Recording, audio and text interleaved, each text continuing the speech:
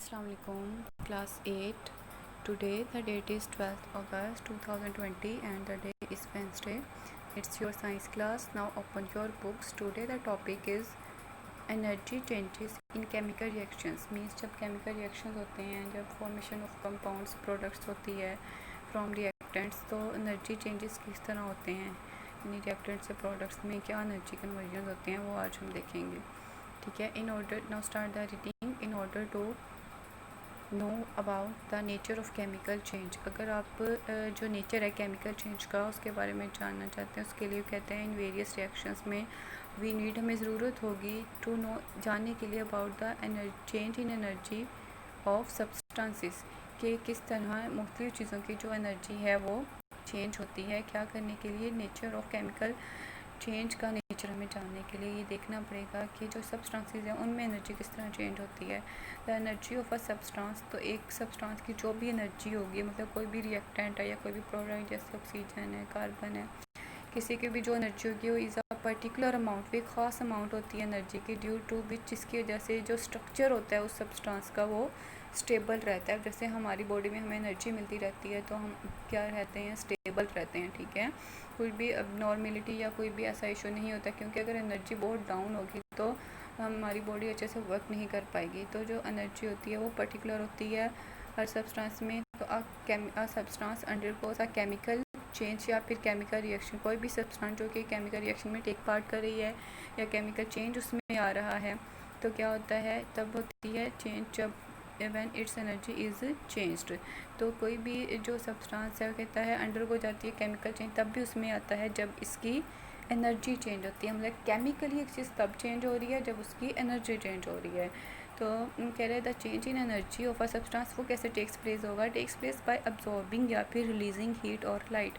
तो एनर्जी बच्चे हीट और लाइट की फॉर्म में चेंज होती है, ये हमेशा माइंड में रखिएगा, हाईलाइट कर लें इस पॉइंट को, ऑब्जेक्टिव के तौर पर पूछा जा सकता है.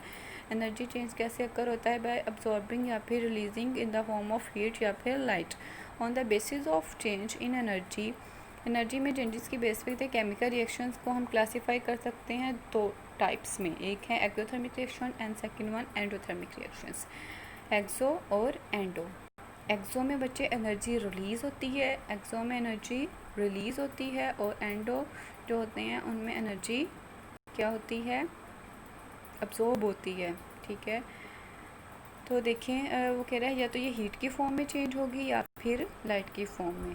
तो देखते हैं यहाँ पे हमें कौन सी फॉर्म नज़र आती है. तो फर्स्ट है exothermic reactions. Exo means outside and therm means heat, मतलब कि आउटसाइड बाहर की तरफ जाना हीट का एक्सोथर्मिक, यानी रिलीज़ हो जाना हीट का. एक्सोथर्मिक रिएक्शंस, इस डेफिनेशन को हाईलाइट कर लें.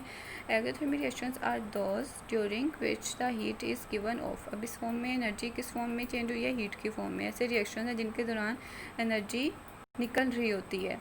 फॉर एग्ज़ाम्पल, इसकी एग्ज़ाम्पल है जब हम बर्न करते हैं, burning is a common example है. बर्निंग, किसी भी चीज़ की जो बर्निंग होगी वो कॉमन एग्ज़ाम्पल है एक्सोथर्मिक रिएक्शन की, क्योंकि जब एक चीज़ बर्न होती है ऑब्वियसली उसकी जो इस सब्सटेंस की एनर्जी है वो किस में कन्वर्ट हो जाएगी, हीट में, और वो हीट रिलीज़ हो जाएगी इन द सराउंडिंग. तो फॉसिल फ्यूल जो है जैसे कि कोल है, नेचुरल गैस है, एक्स्ट्रा, जब ये बर्न होते हैं एयर में तो क्या होता है, रिलीज़ होती है क्या, हीट. कार्बन देखें, कार्बन कोल जब आप इसको बर्न करोगे तो एयर में जो ऑक्सीजन प्रेजेंट है ये उसके साथ मिलके कार्बन डाइऑक्साइड गैस बना देगा, और साथ में इसकी जो एनर्जी है वो हीट की फॉर्म में कन्वर्ट हो जाएगी. नेक्स्ट है एक्सोथर्मिक रिएक्शंस की कुछ हमें एग्जांपल्स दी हुई हैं यहाँ पे.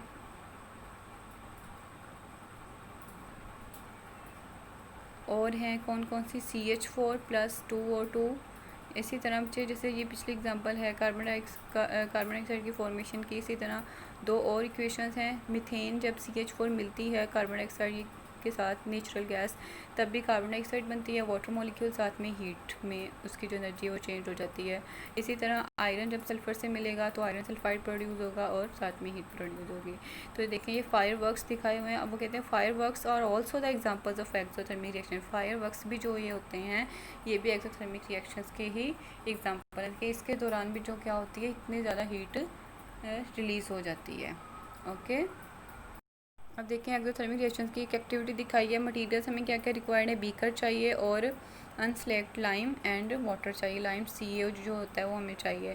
तो प्रोसीजर क्या है, take a beaker and fill कर लेना इसको हाफ वाटर के साथ, add some unslaked lime in the beaker and stir it, फिर इसको हिलाना है। आफ्टर 20 to 30 सेकेंड्स के बाद touch the outer side of the beaker, आप जब उसको टच करोगे तो then what do you feel, why does it happen so, तो जब आप बच्चे उसको हाथ लगा के देखोगे ना, इस तरह टच करोगे तो आपको हीटिंग फील होगी। तो इसमें क्या हुआ है एक्चुअल में, जब कार्बन डाइऑक्साइड वाटर के साथ मिली है उसने जो रिएक्शन किया है इसमें क्या हुआ है देखें, एक तो कैल्शियम कार्बोनेट बना है और साथ में हीट इवॉल्व हुई है।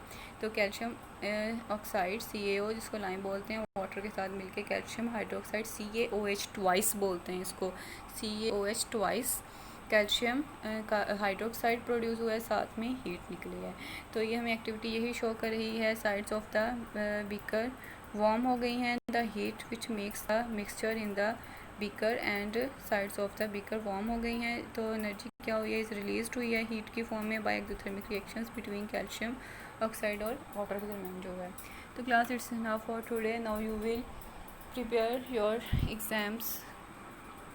आपको पता है कि आपका चैप्टर नंबर 1 और 2 इंक्लूडेड है, तो उसकी आपको मैडम मुनसा ने आपको उनकी जो एक्सरसाइजेज हैं वो भी करवा दी हुई हैं। जो ऑब्जेक्टिव आपको चैप्टर में से आ सकता है वो भी हाईलाइट करवाया होगा। तो आपने अच्छे से ऑब्जेक्टिव प्रिपेयर कर लेना है, शॉर्ट क्वेश्चन जो आपकी स्कीम में आपने सबको अच्छे से प्रिपेयर कर लेना है। Best of luck, thank you.